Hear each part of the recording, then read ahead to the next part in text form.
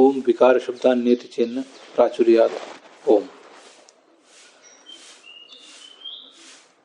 ननु एवं मयट शब्दस्य उभयार्थे प्रयोगात् अत्रापि उभयपक्षे दोषादर्शनात् किं प्राचुर्यमेव अर्थः न विकारित्वं पंचमयटाम् इत्यत्र नियामकम्।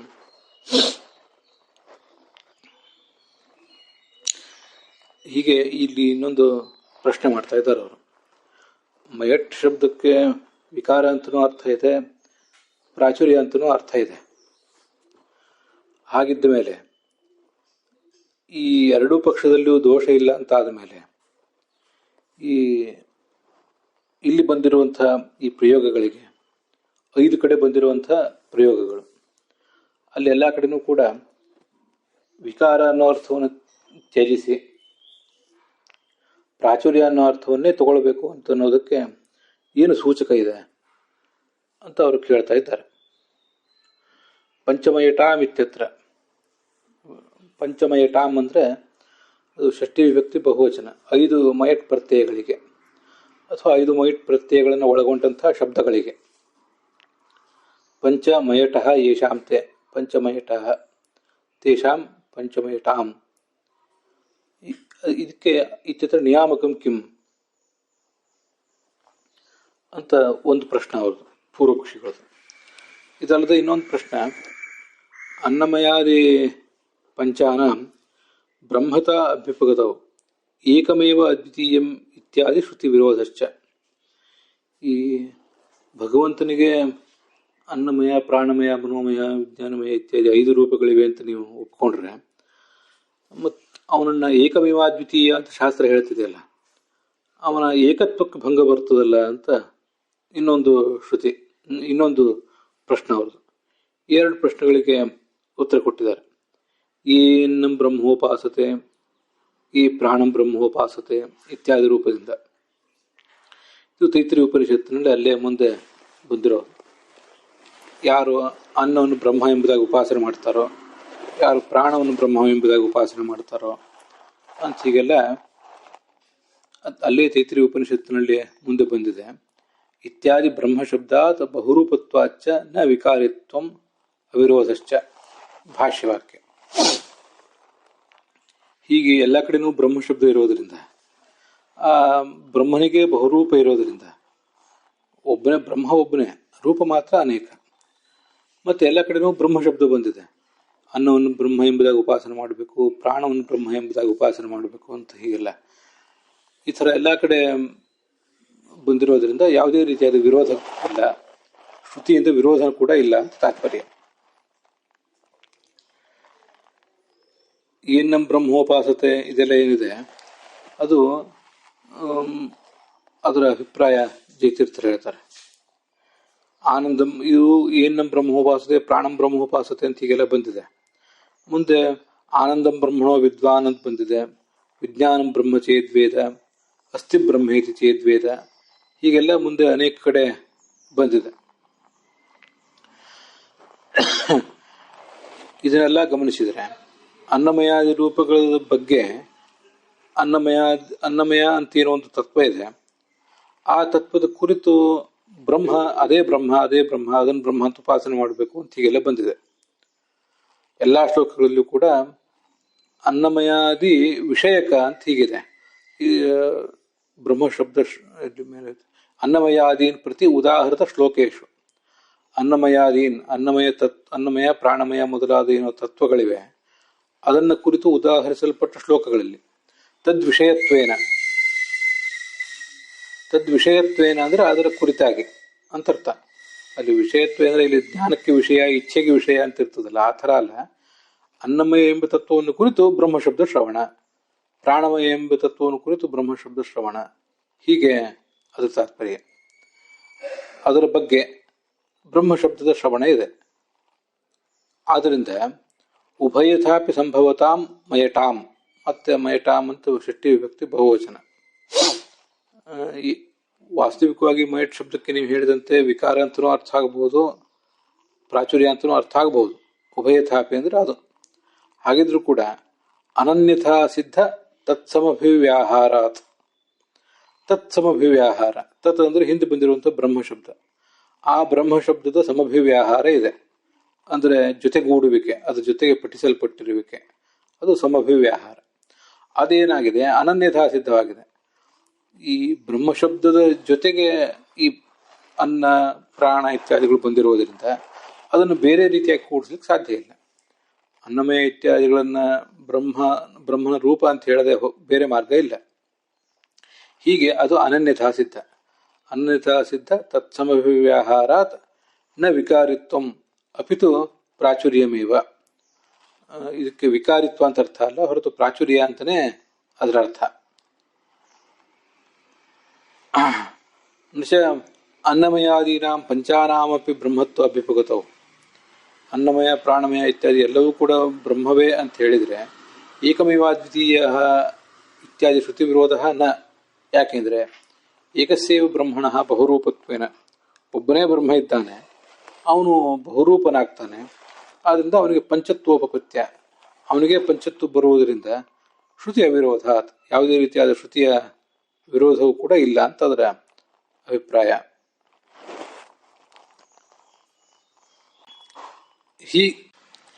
ಅದರಿಂದ ಐದು ಕೂಡ ಬ್ರಹ್ಮನ ರೂಪಗಳು ಅಂತ ನಾವು ಅಭಿಪ್ರಾಯ ಪಡ್ತೇವೆ.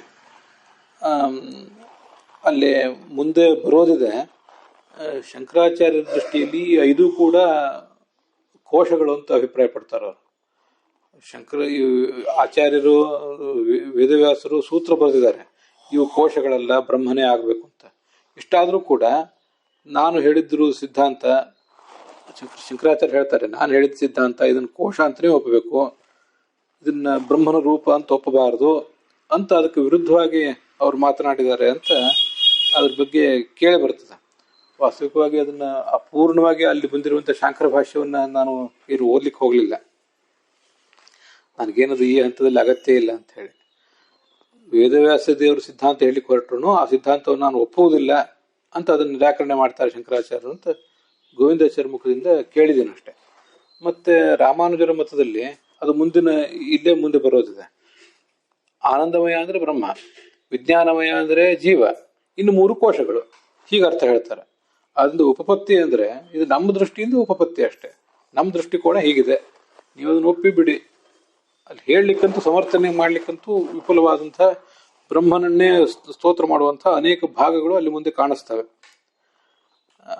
ಏವಂ ಅನ್ನಮಯಾದಿ ಪಂಚಕಮಪಿ ಬ್ರಹ್ಮ, ಅನ್ನಮಯಾದಿ ಎಲ್ಲವೂ ಕೂಡ ಈ ಐದು ಕೂಡ ಬ್ರಹ್ಮನ ರೂಪಗಳೇ ಆಗಿವೆ.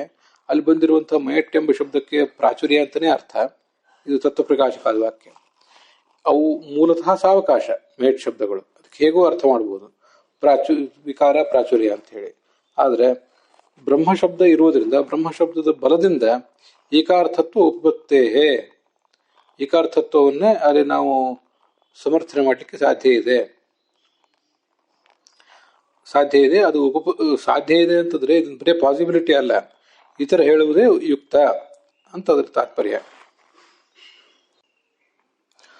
ತಾದಾತ್ಮ್ಯಾರ್ಥೆ ವಿಕಾರಾರ್ಥೆ ಪ್ರಾಚುರ್ಯಾರ್ಥೆ ಮಯಟ್ ತ್ರಿಧ ಅಂತ. ಮಯಟ್ ಶಬ್ದಕ್ಕೆ ತಾದಾತ್ಮ್ಯ, ಪ್ರಾಚುರ್ಯ ಮತ್ತು ವಿಕಾರ ಅಂತ ಮೂರು ಅರ್ಥಗಳಿವೆ. ಅದು ಹಾಗಿರುವಾಗ ನಾವು ವಿಕಾರ ಅನ್ನೋ ಅರ್ಥವನ್ನು ಕೈ ಬಿಡೋಣ, ನಮಗದು ಸ್ವೀಕೃತ ಆಗೋದಿಲ್ಲ ಅದರಿಂದ. ಇನ್ನು ಪ್ರಾಚುರ್ಯ ಮತ್ತು ತಾದಾತ್ಮ್ಯ ಅಂತ ಈ ಎರಡು ಅರ್ಥಗಳಿವೆ ಅಲ್ಲ, ಅದ್ರಲ್ಲಿ ತಾದಾತ್ಮ್ಯ ಅನ್ನೋ ಅರ್ಥವನ್ನು ಕೂಡ ನಾವು ತಗೊಳ್ಬಹುದಲ್ಲ, ಅದು ನಮ್ಮ ಸಿದ್ಧಾಂತಕ್ಕೂ ಕೂಡ ಒಪ್ಪಿಗೆ ಆಗೇ ಆಗ್ತದಲ್ಲ. ಆನಂದ ಸ್ವರೂಪ ಅಂತ ಈಗ ಅರ್ಥ ನಮ್ಗೆ ಸ್ವೀಕಾರಕ್ಕೆ ಯೋಗ್ಯ ಆಗ್ತದಲ್ವಾ ಅಂತ ಒಂದು ಪ್ರಶ್ನೆ ಬರ್ತದೆ. ಖಂಡಿತವಾಗಿಯೂ ತಾದಾತ್ಮ್ಯ ಅಂತ ಅನ್ನೋದು ನಮಗೂ ಸ್ವೀಕಾರಕ್ಕೆ ಯೋಗ್ಯವಾದ ಅರ್ಥವೇ, ಅದ್ರಲ್ಲಿ ಏನೂ ಸಮಸ್ಯೆ ಇಲ್ಲ. ಯಾಕೆಂದ್ರೆ ಸರ್ವಾಶ್ಚರ್ಯಮಯಂ ದೇವಂ ಅನಂತಂ ವಿಶ್ವತೋ ಮುಖಂ ಇತ್ಯಾದಿ ಭಗವದ್ಗೀತೆ ಮಾತುಗಳೇನಿವೆ, ಅಲ್ಲಿ ಸರ್ವಾಶ್ಚರ್ಯ ಆತ್ಮಕ ಅಂತಾನೆ ಗೀತಾ ಭಾಷೆ ಇದೆ, ಅದು ನಮಗೆ ಗೊತ್ತಿರಬೇಕು. ಆದ್ರಿಂದ ಸರ್ವಾಶ್ಚರ್ಯ ಆತ್ಮಕ ಅಂತಾನೆ ಅಲ್ಲಿ ಮಾಡಿರುವಾಗ ಆನಂದಮಯ ಅಂದ್ರೆ ಆನಂದಾತ್ಮಕ ಅಂತ ಇತ್ಯಾದಿ ಅರ್ಥಗಳನ್ನೇ ಹೇಳಬಹುದು. ಪ್ರಾಯ ಈಗಿಲ್ಲಿ ಈ ಉದ್ದೇಶ ಇದ್ದಿರಬಹುದು, ಅದೆಲ್ಲರ ಮುಂದೆ ಟೀಕಾ ಟಿಪ್ಪಣಿಗಳಲ್ಲಿ ಯಾರು ವಿಚಾರ ಮಾಡಿದ್ರೆ ನೋಡೋಣ. ಮತ್ತು ಕೆಲವು ಹಿರಿಯ ವಿದ್ವಾಂಸದ ಬಗ್ಗೆ ಅದ್ರ ಬಗ್ಗೆ ನಾವು ವಿಚಾರಿಸೋಣ ಕೂಡ.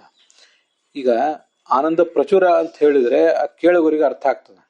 ಆನಂದ ಸ್ವರೂಪ ಅಂತಂದ್ರೆ ಆನಂದವು ಬ್ರಹ್ಮನು ಇಬ್ರು ಒಂದೇ ಆಗಿದ್ದಾರೆ, ಆನಂದ ಎಂಬ ಗುಣಕ್ಕೂ ಬ್ರಹ್ಮನಿಗೂ ವಿಶೇಷ ಭೇದ ಇದೆ, ಇದನ್ನೆಲ್ಲ ಹೇಳುವ ಪ್ರಸಂಗ ಬರ್ತದೆ. ಅದನ್ನು ಮುಂದೆ ಅಹಿಕುಂಡಲಾಧಿಕರಣ ಇತ್ಯಾದಿ ಕಡೆಗಳಲ್ಲಿ ಮುಂದೆ ಹೇಳುವವರೇ ಇದ್ದಾರೆ ಬ್ರಹ್ಮಸೂತ್ರ ಭಾಷ್ಯದಲ್ಲಿ. ಉಭಯ ವಿಪದೇಶಾತ್ವ ಹೈಕುಂಡಲ ತ್ರಿವತ್ ಅಂತ ಇತ್ಯಾದಿ ಕಡೆಗಳಲ್ಲಿ. ಆದ್ರಿಂದ ಆನಂದಮಯ ಅಂದ್ರೆ ಆನಂದದಿಂದ ತುಂಬಿದವನು, ಬಹಳ ಆನಂದವುಳ್ಳವನು. ವಿಕಾರ ಅಂತ ಅವ್ರ ಅರ್ಥ ಹೇಳಿದ್ರು, ಅದಕ್ಕೆ ವಿರುದ್ಧವಾಗಿ ವಿಕಾರ ಅಂತ ಅರ್ಥ ಅಲ್ಲ, ಆನಂದ ಉಳ್ಳವನು, ಇಷ್ಟ ಅರ್ಥ ಹೇಳಿದ್ರೆ ಈಗ ಸಾಕು. ಆನಂದನೇ ಇವನೇ ಆನಂದ ಅಂತ ಹೇಳಿಬಿಟ್ರೆ ಅದರ ಆನಂದಕ್ಕೂ ಅವನಿಗೂ ಸಂಬಂಧ ಏನು, ಗುಣಗಳಿಗೆ ಸಂಬಂಧ ಏನು ಇತ್ಯಾದಿಗಳನ್ನು ನಿರೂಪಿಸಬೇಕಾಗ್ತದೆ. ಅದಕ್ಕಾಗಿ ಅದನ್ನು ಇಲ್ಲಿ ಹೇಳಲಿಲ್ಲ ಅಂತ ಒಂದು ಸಮಾಧಾನ ಇಟ್ಕೋಬಹುದು. ಮತ್ತೆ ಅನ್ನಮಯ, ಪ್ರಾಣಮಯ, ಮನೋಮಯ, ವಿಜ್ಞಾನಮಯ, ಆನಂದಮಯ ಅಂತ ಈ 5 ಇದೆಯಲ್ಲ, ಈ 5ಕ್ಕೆ ಸಂಬಂಧಪಟ್ಟಂತೆ ನಾವು ವಿಚಾರ ಮಾಡಬೇಕಾಗಿದೆ. ಆನಂದ ಅಂದ್ರೆ ಅವನು ಆನಂದಮಯನೇ ಆಗಿದ್ದಾನೆ, ಆನಂದವು ಅವನಿಂದ ಸವಿಶೇಷ ಭಿನ್ನ ಅದು ಅಂತ ಅರ್ಥ ಹೇಳೋದು ಯೋಗ್ಯವೇ. ಇನ್ನು ಇಲ್ಲಿ ಅನ್ನಮಯ ಅಂತಿದೆಯಲ್ಲ, ಅನ್ನಮಯ ಅಂತಂದ್ರೆ ಈ ಆ ಗುಣಗಳನ್ನ ಅಲ್ಲಿ ಯಾವುದು ಅನ್ನ ಅಂತಂದ್ರೆ ಅದ್ಯತೆ ಅತ್ಯಚ ಭೂತಾನಿ, ಅವನು ಈ ಇವರಿಂದ ಜೀವಿಗಳಿಂದ ಅವಲಂಬಿಸಲ್ಪಟ್ಟಿದ್ದಾನೆ ಮತ್ತು ಜೀವಿಗಳನ್ನ ಸಂಹರಿಸ್ತಾನೆ, ಇವೆರಡು ಅರ್ಥ. ಅನ್ನ ಅಂತಂದ್ರೆ ಹಾಗಾದ್ರೆ ಉಪಜೀವಿತ್ವ ಒಂದು, ಸಂಹರ್ತೃತ್ವ ಒಂದು. ಈ ಗುಣಗಳು ಬಹಳವಾಗಿದೆ ಅವನಲ್ಲಿ ಅಂತ ಹೇಳಬೇಕಾಗಿದೆ ನಾವು. ಈಗ ಆ ಗುಣಗಳಿಂದ ಅಭಿನ್ನ ಅವನು ಅಂತನ್ನೋದು ಸರಿ, ಸಂಹರ್ತೃತ್ವ ಅಂತನ್ನೋದು ಭಗವಂತನ ಗುಣ. ಆ ಗುಣದಿಂದ ಭಗವಂತ ಅಭಿನ್ನ, ಆ ಗುಣಕ್ಕೂ ಅವನಿಗೂ ಸವಿಶೇಷ ಭೇದ. ಯಾಕಂದ್ರೆ ಸಂಹಾರ ಅಂತನ್ನೋದು ಅವನ ಕ್ರಿಯೆ, ಅದು ಕ್ರಿಯೆ ಅಂತ ಇಟ್ಕೊಳ್ಳಿ, ಗುಣ ಅಂತ ಇಟ್ಕೊಳ್ಳಿ, ಏನಾದ್ರೂ ಇಟ್ಕೊಳ್ಳಿ. ಆ ಗುಣದಿಂದ ಅಥವಾ ಕ್ರಿಯೆಯಿಂದ ಅವನು ಅಭಿನ್ನ ಅಂತ ಹೇಳೋದು ವಿಷಯ ಸರಿ. ಆದ್ರೆ ಅಲ್ಲಿ ಏನು ಹೇಳಬೇಕಾಗಿದೆ ಅಂದ್ರೆ ಸಂಪೂರ್ಣವಾಗಿ ಅತೃತ್ವ ಇರುವುದು ಅವನಲ್ಲೇ. ಇಡೀ ಜಗತ್ತನ್ನ ಪ್ರಳಯ ಕಾಲದಲ್ಲೇ ಸಂಹರಿಸುವವನು ಅವನೇ. ಅವನ ನಂತರ ದುರ್ಗಿಗೆ ಸ್ಥಾನ, ಅವನ ನಂತರ ಬ್ರಹ್ಮನಿಗೆ ಸ್ಥಾನ, ಅವನ ನಂತರ ರುದ್ರನಿಗೆ ಸ್ಥಾನ. ಈಗ ಅದು ಬಂದಿದೆ. ನಾನು ಅವತ್ತು ಹೇಳಿದ್ದೀನಿ, ನಮಗೆಲ್ರಿಗೂ ಕಾಲ ಸುದರ್ಶನ ಯಮ, ಅವನಿಗೆ ಕಾಲ ಸುದರ್ಶನ ಚಕ್ರ, ಅವನಿಗೆ ಕಾಲ ರುದ್ರ, ಅವನಿಗೆ ಕಾಲ ಬ್ರಹ್ಮ, ಬ್ರಹ್ಮನಿಗೆ ಕಾಲ ದುರ್ಗಾದೇವಿ, ಅವಳಿಗೂ ಕಾಲ ಈ ಪರಮಾತ್ಮ ಅಂತ ಹೀಗೆ ಬಂದಿದೆ. ಅವಳನ್ನ ಪರಕಾಲ ಅಂತ ಕರೀತಾರೆ. ಹೀಗೆ ಸಂಹರ್ತೃತ್ವ ಮೊದಲಾದ ಗುಣಗಳು ಪೂರ್ಣವಾಗಿ ಅವನಲ್ಲಿವೆ. ಮತ್ತೆ ಸಂಪೂರ್ಣವಾಗಿ ಜೀವರು ಅವಲಂಬಿಸಿರುವುದು ಯಾರನ್ನ ಅಂದ್ರೆ ಭಗವಂತನನ್ನ. ಈ ಗುಣಗಳು ಇದನ್ನ ಹೇಳಬೇಕಾಗಿದೆ. ಆ ಗುಣಗಳಿಂದ ಅವನು ಅಭಿನ್ನ ಅಂತನೂ ವಿಷಯ ಸರಿ, ಆದರೆ ಗುಣಗಳ ಸಂಪೂರ್ಣತೆಯನ್ನು ಹೇಳಬೇಕಾಗಿದೆ ಈ ಕೆಲವು ವಿಷಯಕ್ಕೆ ಸಂಬಂಧಪಟ್ಟಂತೆ. ಆನಂದ ಅಂತನ್ನುವಲ್ಲಿ ಅದು ಭಗವಂತನ ಕೇವಲ ಗುಣ ಅದ, ಹೊರತು ಅದು ಇನ್ನೊಬ್ಬರಿಗೆ ಸಂಬಂಧಪಟ್ಟದ್ದಲ್ಲ. ಆದರೆ ಈ ಅನ್ನಮಯ ಮತ್ತೆ ಮುಂದೆ ಪ್ರಾಣಮಯ ಅಂದ್ರೆ ಚೇಷ್ಟಕತ್ವ, ಸಂಪೂರ್ಣ ಚೇಷ್ಟಕತ್ವ ಅದಿರೋದು ಅವನಲ್ಲೇ. ಮುಖ್ಯ ಪ್ರಾಣಾದಿಗಳ ಚೇಷ್ಟಕತ್ವ ಇರೋದು ಸ್ವಲ್ಪ. ಆದ್ರಿಂದ ಪ್ರಾಣಮಯ ಮುಂದೆ ಮನೋಮಯ, ಅಲ್ಲಿನೂ ಕೆಲವು ಇಂಥದ್ದೇ ಮುಂದೆ ಬರೋದು. ಹೀಗೆ ಚೇಷ್ಟಕತ್ವ, ಸಂಹರ್ತೃತ್ವ, ಉಪಜೀವಿತ್ವ ಇತ್ಯಾದಿಗಳನ್ನ ಪೂರ್ಣವಾಗಿ ಅವನಲ್ಲಿದೆ ಅಂತ ನಾವು ತಿಳಿಸ್ಬೇಕಾಗಿದೆ. ಅದಕ್ಕೆ ಪ್ರಾಚುರ್ಯ ಬೇಕಾಗ್ತದೆ. ಆ ಗುಣಗಳು ಕೂಡ ಮತ್ತೆ ಅವನಿಂದ ಅಭಿನ್ನ ಅಂತ ವಿಷಯ ಸರಿ, ಇಂಥ ಕೆಲವು ವಿಷಯಗಳನ್ನು ತಿಳಿಸ್ಬೇಕಾಗಿದೆ. ಅದಕ್ಕಾಗಿ ಎಲ್ಲದಕ್ಕೂ ಯೋಗ್ಯ ಆಗುವಂತ ಪ್ರಚುರ ಅಂತ ಹೇಳಿದ್ದಾರೆ ಅಂತ ನಂದೊಂದು ಈಗ ತಾನೇ ಹೊಳೆದಂತ ಉತ್ತರ. ಮತ್ತೆ ಎಲ್ಲರೂ ಟಿಪ್ಪಣಿಗಳಲ್ಲಿ ಬೇರೆ ಏನಾದರೂ ಉತ್ತರ ಬಂದಿದೆಯಾ ಮುಂದೆ ನೋಡೋಣ. ಇಷ್ಟಂತ ಹೌದು, ಅಭಿನ್ನ ಅಂತ ಉತ್ತರ ಹೇಳಿದ್ರೆ ತಪ್ಪೇನೂ ಅಲ್ಲ. ಅದನ್ನ ಆಚಾರ್ಯ ಸರ್ವಾಶ್ಚರ್ಯಾತ್ಮಕ ಅಂತನಲ್ಲಿ ಹೇಳೇ ಇದ್ದಾರೆ. ಬ್ರಹ್ಮಸೂತ್ರದ ಸ್ವರೂಪ ನ ವಿಕಾರಿತ್ವಂ ಅಂತಿಷ್ಟೇ ಇದ್ದಿದ್ರೆ, ಆದ್ರೆ ವಿಕಾರ ಶಬ್ದಾತ್ ಇತಿ ಚೇತ್ ನ ಪ್ರಾಚುರ್ಯಾತ್ ಅಂತ ಈಗ ಬ್ರಹ್ಮಸೂತ್ರದ ಸ್ವರೂಪ ಇದೆ. ವಿಕಾರ ಎಂಬ ಶಬ್ದ ಇರುವುದರಿಂದ ಇದು ಅನ್ನದ ವಿಕಾರ ಅಂತಾನೆ ಅರ್ಥ ಇಟ್ಕೊಳ್ಬೇಕು. ಇತಿ ಚೇತ್, ಹೀಗೆ ನೀವು ಪೂರ್ವ ಪಕ್ಷದವ್ರು ಪ್ರಶ್ನೆ ಮಾಡಿದರೆ ನ ಹಾಗಲ್ಲ, ಪ್ರಾಚುರ್ಯ ಎಂಬ ಅರ್ಥದಲ್ಲೇ ಅನ್ನಮಯ ಇಟ್ಕೋಬೇಕು ಅಂತ ಈಗ ಬ್ರಹ್ಮಸೂತ್ರದ ಸ್ವರೂಪ ಇದೆ. ನಾವು ಪ್ರಾಚುರ್ಯಾತ್ ಅಂತ ಹೇಳುವುದು ಬೇಡ, ಅದಕ್ಕೆ ಅವ್ರದನ್ನು ನಿರಾಕರಣೆ ಮಾಡಿದರೆ ಸಾಕು. ಶಿಷ್ಯರು ಏನು ತಿಳ್ಕೊಬೇಕಾಗಿದ್ರು ಅದನ್ನು ತಿಳ್ಕೊತಾ ಇದ್ರು, ಅಥವಾ ಮುಂದೆ ಭಾಷ್ಯಕಾರರು ಏನ್ ಅರ್ಥ ಅದಕ್ಕೆ ಹೇಳ್ಬೇಕಾಗಿತ್ತು ಅವ್ರು ಹೇಳ್ತಾ ಇದ್ರು ಅಂತಂದ್ರೆ ಖಂಡಿತವಾಗಿಯೂ ಭಾಷ್ಯಕಾರರಂತೂ ಅದನ್ನ ಹೇಳ್ತಾ ಇದ್ರು. ಮುಂದೆ ಟಿಪ್ಪಣಿಕಾರರು ಕೂಡ ಅದನ್ನು ಏನು ತಿಳ್ಕೊಬೇಕಾಗಿತ್ತು ಅದನ್ನು ತಿಳ್ಕೊತಿದ್ರು. ಆವಾಗ ಸೂತ್ರ ಸ್ವರೂಪ ಹೇಗಿರ್ಬೇಕಾಗಿತ್ತು? ನ ವಿಕಾರಿತ್ವಾತ್, ವಿಕಾರ ಉಳ್ಳದ್ದಾದ್ರಿಂದ ಅವನ ಆನಂದಮಯ ಅಂತ ಹೇಳಬೇಡಿ, ಇಷ್ಟೇ ಹೇಳ್ಬೋದಿತ್ತು. ಆದರೆ ಆ ಸ್ಪಷ್ಟತೆಯ ದೃಷ್ಟಿಯಿಂದ ಈ ಅವನು ಪ್ರಚುರನಾಗಿದ್ದಾನೆ, ಈ ಎಲ್ಲ ಗುಣಗಳು ಅವನಲ್ಲಿ ಬಹಳವಾಗಿವೆ, ಪೂರ್ಣವಾಗಿ ಅವನು ಜೀವರಿಂದ ಅವಲಂಬಿಸಲ್ಪಟ್ಟಿದ್ದಾನೆ, ಪೂರ್ಣ ಸಂಹಾರ ಅವನ ಕೈಯಲ್ಲಿದೆ, ಪೂರ್ಣ ಚೇಷ್ಟಕತ್ವ ಅವನ ಕೈಯಲ್ಲಿದೆ ಅಂತನ್ನೋದನ್ನೆಲ್ಲ ಅವರು ಹೇಳಬೇಕಾಗಿದೆ. ಆ ದೃಷ್ಟಿಯಿಂದ ಪ್ರಾಚುರ್ಯ ಅಂತ ಹೇಳಿದ್ದಾರೆ. ಅದರಿಂದಲೇ ಅನೇಕ ಕಡೆ ಇನ್ನೂ ಕಡಿಮೆ ಕೆಲವು ಅಕ್ಷರಗಳನ್ನು ಪ್ರಯೋಗ ಮಾಡಿದರೆ ಬ್ರಹ್ಮಸೂತ್ರ ಮತ್ತೂ ಸಂಕ್ಷಿಪ್ತ ಆಗ್ತಿತ್ತಲ್ಲ, ಈ ಶಬ್ದದ ಬದಲು ಆ ಶಬ್ದ ಹೀಗೆಲ್ಲ ಕೆಲವು ಕಡೆ ಪ್ರಶ್ನೆ ಮಾಡ್ಲಿಕ್ಕೆ ಅವಕಾಶ ಇಲ್ಲ. ಅಲ್ಲಿ ವೇದಗಳಲ್ಲಿ ಇರುವಂತಹ ಬೇರೆ ಬೇರೆ ಶಬ್ದಗಳನ್ನ ಬೇರೆ ಬೇರೆ ವಿಭಾಗಗಳಲ್ಲಿ ಬಂದಿರುವಂಥದ್ದು, ಮತ್ತೆ ಪುರಾಣಗಳಲ್ಲಿ ಬಂದಿರುವಂತಹ ಬೇರೆ ಬೇರೆ ವಿಷಯಗಳನ್ನ ಅವರು ಅನುವಾದ ಮಾಡ್ತಿರ್ತಾರೆ. ನನಗೆ ಇಲ್ಲಿ ಇನ್ನೂ ಒಂದು ಅನುಮಾನ ಇದೆ. ಅದನ್ನ ಪ್ರಾಚುರ್ಯ ಅಂತ ಪ್ರಯೋಗ ಮಾಡಿದಾರಲ್ಲ, ಆ ಪ್ರಚುರ ಅಂತನೋ ಶಬ್ದವೇ ಎಲ್ಲಿಯಾದರೂ ಪುರಾಣಾದಿಗಳಲ್ಲಿ ಹಾಗೆ ಮತ್ತೆಲ್ಲಿಯಾದರೂ ಇದೆಯೇನೋ, ಅದನ್ನ ವೇದವ್ಯಾಸರು ಅನುವಾದ ಮಾಡಿದಾರೇನೋ ಅಂತಿದೆ. ಅಷ್ಟಿದ್ಮೇಲೆ ಆಚಾರ್ಯದನ್ನ ಯಾಕೆ ಹೇಳಲಿಲ್ಲ ಅಂತ ಪ್ರಶ್ನೆ ಬರ್ತದೆ. ನನಗೆ ಆ ಥರ ಗುಮಾನಿ ಬಂದಿದೆ. ಪ್ರಾಚುರ್ಯಾತ್ ಅಂತ ಅವ್ರು ಹೇಳಲಿಕ್ಕೂ ಕೂಡ ಯಾವ್ದಾರೊಂದು ವೇದ ಭಾಗದಲ್ಲಿ ಆ ಥರದ್ದೊಂದು ಬಂದಿರಬೇಕು. ಹಾಗೆ ನಂದು ಸ್ವಂತದ ಊಹೆ ಅಷ್ಟೆ. ಅದಕ್ಕೆ ಸಂವಾದಿಯಾಗಿ ಭಾಗವತ ತಾತ್ಪರ್ಯದಲ್ಲಿ ಒಂದು ಶ್ಲೋಕ ಹೇಳಿದ್ದಾರೆ, ಒಂದು ವೇದವಾಕ್ಯ, ಈ ಶ್ರುತಿ ಗೀತಾದಲ್ಲಿ. ಆನಂದ ಶ್ಮಶ್ರು ಆನಂದ ಕೇಶ ಆಪಾದನಖಾತ್ ಸರ್ವೈ ಏವ ಆನಂದ ಏನಮೇವಂ ಆನಂದಂ ವೇದ ಆನಂದ ಏವ ಸಭವತಿ. ಆನಂದದ ಕೇಶ ಅವನಿಗಿದೆ, ಆನಂದದ ಗಡ್ಡ ಮೀಸೆ ಇದೆ. ಆಪಾದನಖಾತ್ ಸರ್ವೈ ಏವ ಆನಂದ, ತಲೆಯಿಂದ ಹಿಡಿದು ಕಾಲಿನವರೆಗೆ ಅಥವಾ ಕಾಲಿನಿಂದ ಹಿಡಿದು ತಲೆಯವರೆಗೆ ಸರ್ವಯೇವ ಆನಂದ, ಅವನು ಆನಂದದಿಂದ ತುಂಬಿ ಹೋಗಿದ್ದಾನೆ. ನೋಡಿ, ಅಲ್ಲಿ ಆನಂದ ಅಂತ ಹೇಳಿದ್ರಿಂದ ಆನಂದ ಸ್ವರೂಪ ಅಂತ ಹೇಳಿದಾಗಾಯ್ತು. ಭಗವಂತನೇ ಆನಂದ ಅಂದ್ರೆ ಆನಂದ ಸ್ವರೂಪ. ಆ ಪಾದನಖಾತ್, ತಲೆಯಿಂದ ಕಾಲಿನವರೆಗೆ ಅಂತ ಹೇಳಿದ್ರಿಂದ ತುಂಬಿದಾನೆ ಅಂತ ಹೇಳಿದಾಗಾಯ್ತು. ಎರಡನ್ನೂ ತಿಳಿಸಿದಾಗಾಯ್ತು. ಇದು ನನ್ನ ವ್ಯಾಖ್ಯಾನ. ಅದಕ್ಕೆ ಹೀಗೆ ಭಗವಂತನ ಆನಂದ ಅಂತ ಹೇಳಿದವನು ಆನಂದಮಯನೇ ಆಗ್ತಾನೆ, ತಾನು ಕೂಡ ಆನಂದವನ್ನು ಮುಕ್ತಿಯಲ್ಲಿ ಪಡಿತಾನೆ ಅಂತ ಈಗ ಬಂದಿದೆ. ಅದರಿಂದ ಎಲ್ಲಾದರೂ ಪ್ರಾಚುರ್ಯ ಅಂತ ಒಂದು ಶಬ್ದ ಇದ್ದಿರಬೇಕು ಪುರಾಣಾದಿಗಳಲ್ಲಿ, ಶ್ರುತ್ಯಾದಿಗಳಲ್ಲಿ. ಆಚಾರ್ಯರು ಅದನ್ನು ಮತ್ತೆ ಎಲ್ಲಿಯಾದರೂ ನಾವು ಇನ್ನೂ ಮುಂದೆ ಅನುವ್ಯಾಖ್ಯಾನ ಇತ್ಯಾದಿಗಳು ನೋಡುವಾಗ ಅದನ್ನು ನೋಡಬೇಕಾಗಿದೆ. ಅಲ್ಲಿ ಪ್ರಾಚುರ್ಯ ಅಂತಲೇ ಸೂತ್ರಕಾರರು ಹೇಳಲಿಕ್ಕೆ ಈ ಒಂದು ಕಾರಣ ಎಲ್ಲಿಯಾದರೂ ಇದ್ದಿರಬಹುದು. ಅಥವಾ ಏನೂ ಇಲ್ಲದೆ ಹೋದರೆ ಗೀತಾ ಭಾಷ್ಯದಲ್ಲಿ ಆಚಾರ್ಯ ಉದ್ಧರಿಸಿದ್ದಾರೆ, ಅದು ಪ್ರಾಚುರ್ಯಾರ್ಥೆ ವಿಕಾರಾರ್ಥೆ ತಾದಾತ್ಮ್ಯಾರ್ಥೆ ಮಹೇಟ್ ತ್ರಿಧ ಅಂತಿರೋದ್ರಿಂದ ವ್ಯಾಕರಣದ ದೃಷ್ಟಿಯಿಂದ ಪ್ರಾಚುರ್ಯ ಅನ್ನೋ ಶಬ್ದವನ್ನು ಅವ್ರು ಬಳಕೆ ಮಾಡಿದ್ದಾರೆ ಅಂತ ತಿಳ್ಕೋಬಹುದು.